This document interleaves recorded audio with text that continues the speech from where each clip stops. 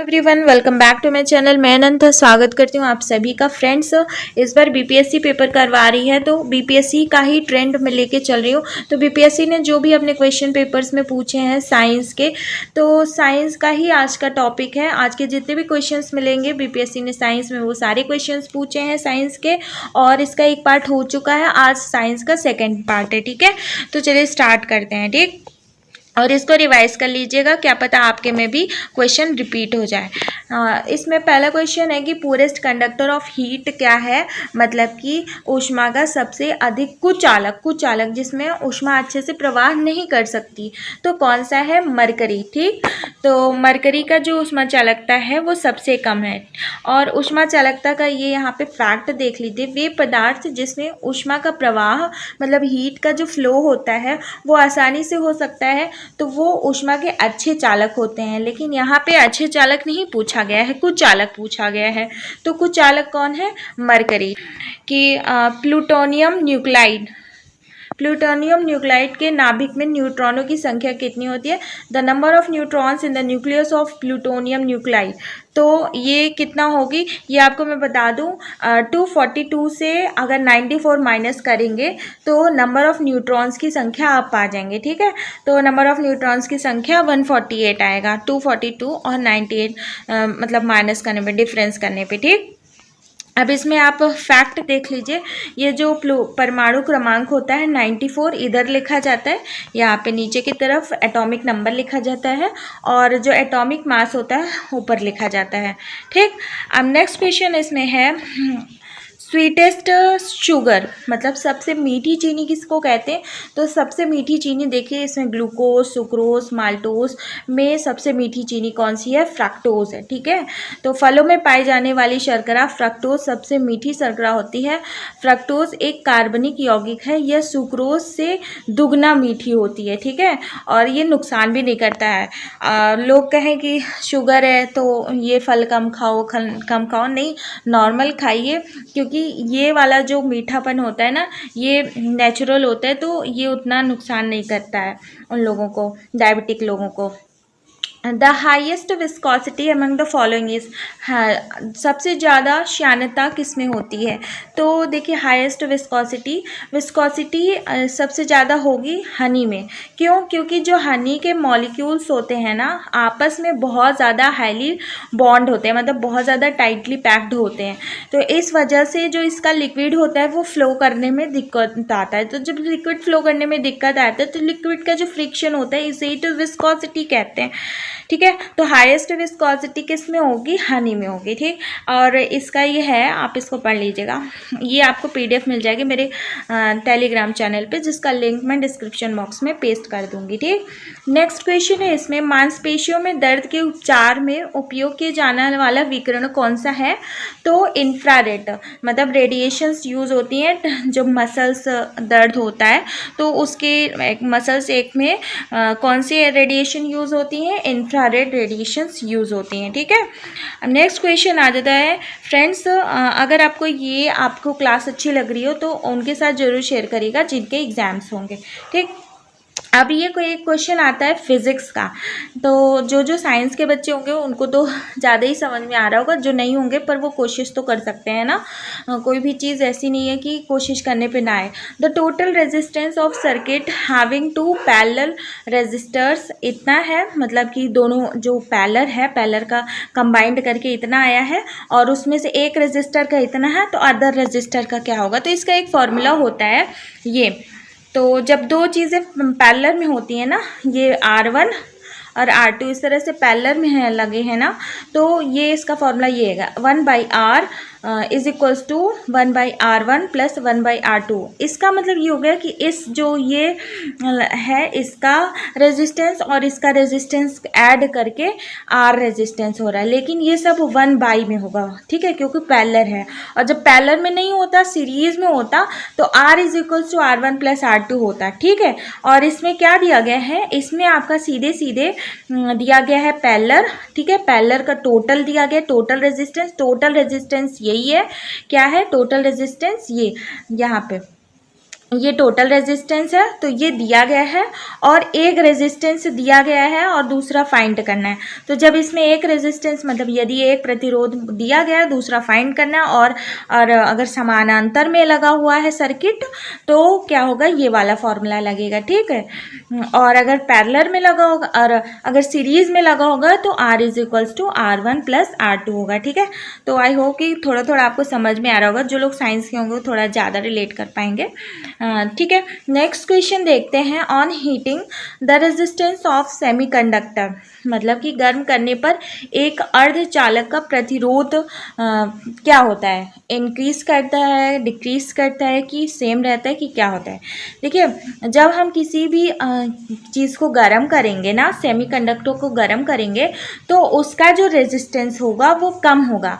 क्यों कम होगा, देखिए अब ये रहे मॉलिक्यूल्स, ठीक है, मॉलिक्यूल्स रहे और मॉलिक्यूल्स रहे, अब इसको हीट करेंगे ना, तो जो इसमें जो इलेक्ट्रॉन्स रहेंगे ना वो अपर बैंड में जल्दी से भाग जाएंगे, तो क्या होगा, होल जनरेट हो जाएगा।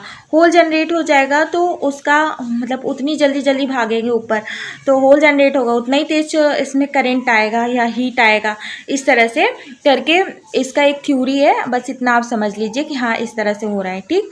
तो चलिए ठीक है, इसका क्या हो जाता है, इसका डिक्रीज हो जाता है, मतलब रेजिस्टेंस क्या होता है, डिक्रीज हो जाएगा, ठीक, क्योंकि जल्दी जल्दी वर्क करने लगेगा ना।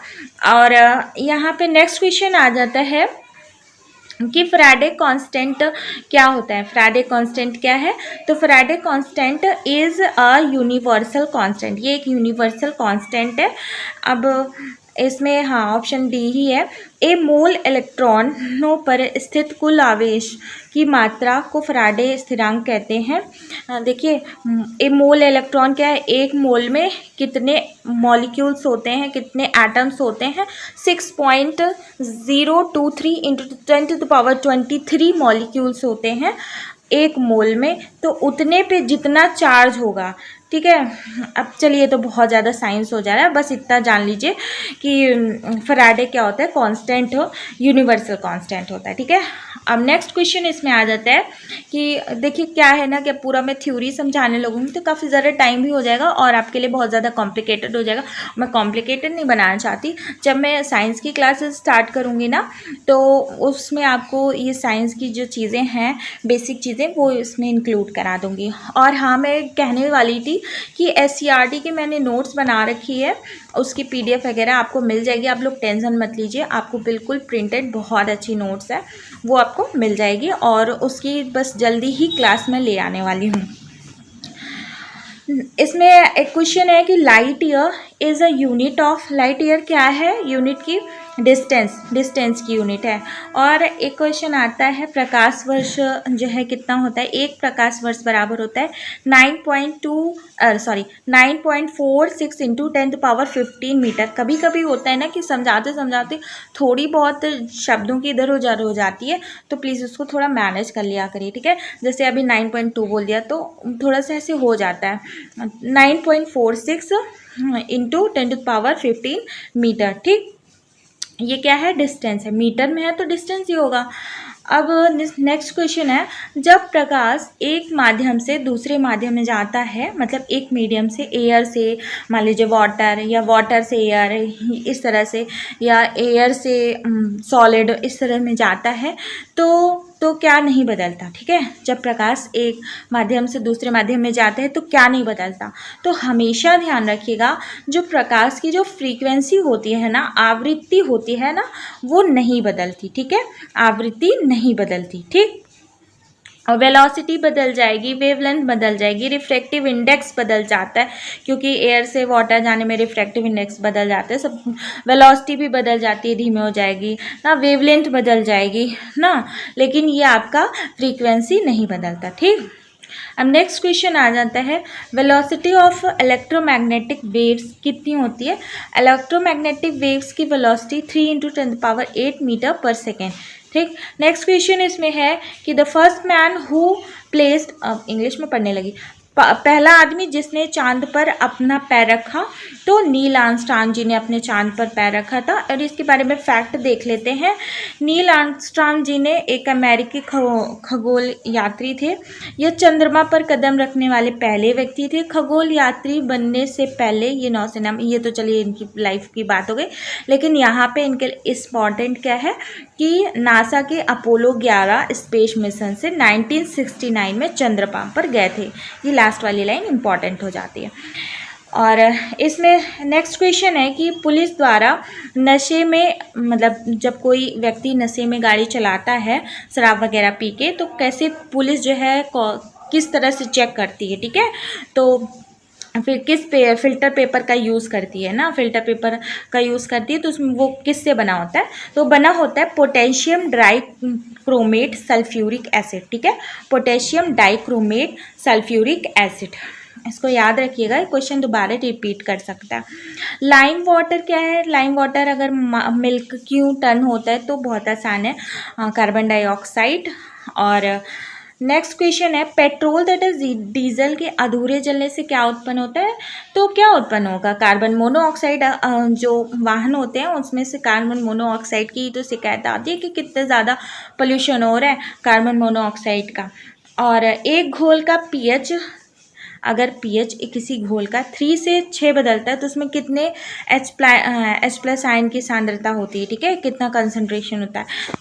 अगर एक घोल का जो pH है 3 से 6 बदलता है, तो जो उसमें H+ आयन की सांद्रता होती है वो 1000 गुना कम हो जाती है, ठीक है, मतलब जो H+ आयन जो उसमें सॉल्युबल रहता है वो इतना कम हो जाता है, ठीक है। pH मान में प्रत्येक 1 अंश की बढ़ोतरी पर H+ आयन की सांद्रता 10 गुना कम हो जाती है। ये pH का स्केल है, और यहाँ पे 1 2 1 2 3 इसी तरह से करके है, ठीक है। तो अगर यहाँ पे इसका कहने का मतलब ये है कि क्यों pH मान में प्रत्येक 1 अंक की बढ़ोतरी, अगर यहाँ पे 1 है, अगर मैंने यहाँ पे 2 पे बढ़ाया, तो जो H+ आयन यहाँ से यहाँ पे होगा ना, इस जगह से इस जगह पे होगा, वो 10 गुना कम हो जाएगा, ठीक। अब नेक्स्ट क्वेश्चन इसमें आ जाता है कि रेत और नेफ्थलीन के मिश्रण को किसके द्वारा अलग किया जा सकता है, तो किसके द्वारा अलग किया जा सकता है, सब्लिमेशन के थ्रू। सब्लिमेशन वो चीज़ें होती हैं जब आप किसी भी चीज़ ऐसे कोई ठोस या किसी भी चीज़ को जब आप गर्म करते हैं ना, तो वो बिना किसी बीच वाले माध्यम में परिवर्तित होने से पहले ही वो गैस में चेंज हो जाए, ठीक है।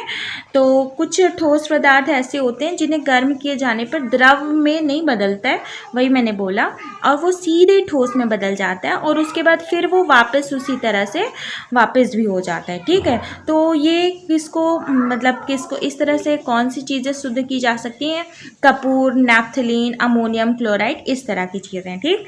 नेक्स्ट क्वेश्चन इसमें आ जाता है द नंबर ऑफ सिग्मा और पाई बॉन्ड इन बेंजीन। ये आपका बेंजीन का स्ट्रक्चर है, ये बेंजीन का स्ट्रक्चर है, और यहाँ पे डबल बॉन्ड है इस तरह से, ये इस तरह से, ये इस तरह से, यहाँ पे H लगा है, H लगा है, H लगा है, चारों मतलब छाँव में H लगा है। तो ये जो सिंगल सिंगल होगा ना, ये सिंगल सिंगल होगा ना, तो सिंगल को बोलते हैं सिग्मा बॉन्ड, ठीक है, सिंगल को बोलेंगे सिग्मा बॉन्ड। और जो डबल बॉन्ड होते हैं ना, ये एक सिग्मा, और ये जो दूसरा वाला हो गया ये पाई हो जाएगा, ठीक है, तो ये पाई हो जाएगा। तो सिग्मा कितने होंगे, सिग्मा 12 हो जाएंगे, और 3 ही पाई बॉन्ड, क्योंकि 3 ही तो डबल बॉन्ड है। कि element present in urea, urea में क्या है, तो यूरिया का फॉर्मूला याद कर लीजिए। यूरिया का फॉर्मूला क्या है, NH2CO NH2, तो ये फॉर्मूला है। तो इस हिसाब से देखते हैं तो ये वाले एलिमेंट्स हो जाते हैं, ऑप्शन नंबर डी, ठीक है, NH2CO NH2। इसमें नेक्स्ट क्वेश्चन है कि निम्न में से कौन सा एक सच्चा फल नहीं है, तो कौन सा एक सच्चा फल नहीं है, एप्पल। क्यों सच्चा फल नहीं है, क्योंकि कोई फल जो होते हैं वो ओवेरी से नहीं बनते हैं, अदर पार्ट से भी बनते हैं, इस वजह से वो ट्रू फ्रूट नहीं कहलाते, फॉल्स फ्रूट कहलाते हैं, ठीक है। नेक्स्ट क्वेश्चन इसमें आ जाता है कि फलियां अत्यधिक पौष्टिक होती हैं, फलियां वही मतलब कि जो दाल वगैरह के पेड़ होते हैं, तो वो किस में ज़्यादा, तो दाल वगैरह में प्रोटीन वगैरह ही ज़्यादा होता है, तो प्रोटीन, ठीक। लौंग क्या है? तो लौंग है आपका फ्लावर। हमेशा याद रखिएगा, जो हम लोग लौंग खाते हैं ना वो फ्लावर होता है, ठीक है, फ्लावर। और ये जिंजर स्टेम क्यों है? जिंजर स्टेम इसलिए है क्योंकि इसमें नोट्स और इंटर नोट्स पाए जाते हैं। ये देखिए, ये ज़मीन है, इसके नीचे जड़े वड़े हैं और इस तरह से, ठीक है, ये ऐसे होता है। तो यहाँ से पत्तियाँ निकली होती हैं, फिर ऐसे। तो ये जो हिस्सा होता है ये नोड का होता है, और यहाँ से यहाँ तक का क्या होता है? Inter node. फिर अगेन ये इंटर नोड हुआ, ये वाला हिस्सा, फिर ये नोड हो गया ना। तो जिसमें नोड्स और इंटर नोड्स दोनों पाए जाएं उसे बोलते हैं स्टेम, ठीक। जिंजर में ऐसा होता है कि ग्लूकोज को एथिल अल्कोहल में किस एंजाइम्स द्वारा बदल दिया जाता है? तो किस एंजाइम्स द्वारा बदल दिया जाता है? एंजाइम्स वो होते हैं जो मतलब कि स्पीड को बढ़ा देते हैं। तो स्पीड को बढ़ा कौन देता है? जाइमेस, ठीक। Milk is poor source of, तो मिल्क में विटामिन सी नहीं होता, ठीक, विटामिन सी मिल्क में नहीं होता।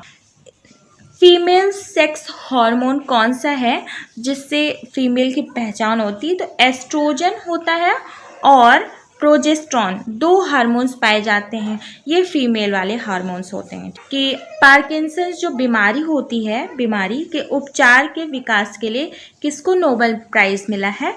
तो मिला है आर्विड कार्लसन, ठीक है। ये तंत्रिका तंत्र की बीमारी होती है जिसमें शरीर के अंग में कपकपी जैसी पैदा होने लगती है। कि थायराइड की ग्रंथि की खराबी किसकी कमी के कारण होती है? तो थायराइड आयोडीन, सीधा आयोडीन लगा दीजिए। कड़वाहट के लिए मानव जीव का संवेदनशील क्षेत्र कौन सा होता है? तो हम लोगों को जो ये टंग होता है, कहाँ से ये मतलब कड़वाहट महसूस होता है? जो पीछे का भाग होता है ना, वहाँ से हमें कड़वाहट का महसूस होता है, ठीक है, पोस्टीरियर भाग, पीछे का भाग। Vitamin which is effective in blood clotting, मतलब थक्का जमाने में जो विटामिन यूज़ होती है वो विटामिन के ही। भारत की पहली स्वदेशी एंटी रेडिएशन मिसाइल कौन सी है? तो रुद्रम है, ठीक है। एंटी रेडिएशन मिसाइल्स कौन सी है? रुद्रम है।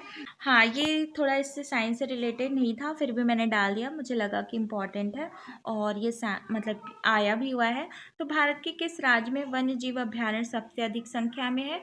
तो ये है महाराष्ट्र में, ठीक। अब बिहार में प्रवाहित होने वाली उत्तर की ओर, तो उत्तर की ओर ये आपका बिहार हो गया।